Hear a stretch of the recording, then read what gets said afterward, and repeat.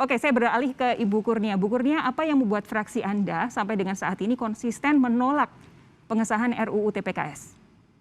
Ya, yang pertama, fraksi PKS sangat peduli dengan peningkatan angka kekerasan seksual, bahkan terjadi juga kejahatan seksual yang lebih luas. Kekerasan seksual ini punya makna yang hanya adanya kekerasan, adanya tekanan, adanya ancaman, adanya intimidasi.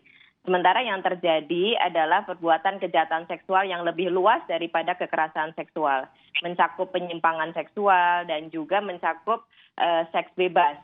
Nah, itulah yang disampaikan pada rapat balik terakhir bahwa fraksi PKS menolak rancangan undang-undang TPKS sebelum didahului adanya pengesahan larangan seks bebas dan penyimpangan seksual yang diatur dalam undang-undang lainnya.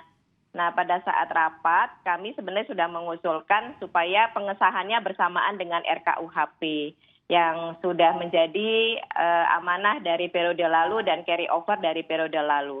Di RKUHP ini lebih lengkap, semua diatur, termasuk penyimpangan seksual dan juga seks bebas. Jadi lebih komprehensif untuk melindungi masyarakat Indonesia ini tidak hanya dari kekerasan saja, tapi dari semua bentuk tindak kejahatan seksual. Oke. Gitu, Mbak. Tapi kemudian kalau seks bebas itu kan bukan kekerasan seksual, tidak bisa diartikan per se letterleh sebagai kekerasan seksual. Penyimpangan seksual itu juga tidak bisa diartikan letterleh sebagai kekerasan seksual. Kalaupun misalkan PKS mau, kalaupun PKS mau, itu kan bisa diundangkan dengan undang-undang yang lain diajukan oleh PKS, Bu. Ya, jadi makanya kami setuju sebenarnya namanya RUU ini sekalian dibahas menjadi rancangan undang-undang tindak pidana kesusilaan. Namun kurang disetujui, akhirnya kami sempat mengusulkan ada penambahan pasal supaya RUU ini lebih komprehensif. Memang betul bahwa penyimpangan seksual dan kebebasan seks itu bukan masuk kekerasan. Itulah yang menyebabkan kami belum setuju karena belum ada payung hukum tentang penyimpangan seksual dan juga tentang kejahatan seksual yang lain termasuk seks bebas dan penyimpangan seksual. Jadi kalau penyimpangan seksual dan seks bebas itu masuknya di kategori kejahatan seksual atau tindak pidana kesusilaan. Oke, Bu Kurnia begini, kalaupun saat ini kita tahu banyak sekali kasus kekerasan seksual yang akhirnya terkuak. Ini pasti jadi fenomena gunung es, yang tidak terkuak pasti masih banyak lagi. Nah, di antara yang terkuak ini, hanya sebagian yang betul-betul bisa sampai ke proses hukum. Itu pun kalau sampai proses hukum, hukumannya kadang-kadang tidak memberikan rasa adil kepada para korban. Nah, di tengah kondisi yang seperti ini, tidakkah ada keinginan dari teman-teman di fraksi PKS, khususnya para perempuan di fraksi PKS, untuk betul-betul mendorong paling tidak melindungi korban dulu yang sudah ada saat ini? Kami sangat empati, Mbak, dan sangat prihatin dengan korban.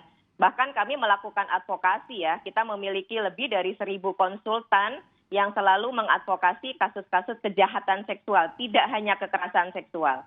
Karena angka penyimpangan seksual itu juga menjadi satu hal yang memprihatinkan, mendorong angka HIV meningkat di Indonesia itu penyebab terbesarnya adalah penyimpangan seksual.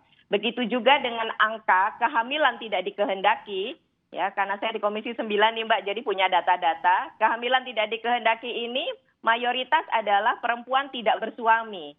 Nah ini kita juga harus melindungi korban-korban ini, ya perempuan yang hamil karena kemudian dari awalnya suka sama suka, tapi kemudian tidak mau tanggung jawab. Ini kan korban juga. Oke. Jadi kalau terhadap korban kami sangat ingin melindungi, bahkan mengutuk keras pelakunya, harus dihukum seberat-beratnya. Oke, kita sudah...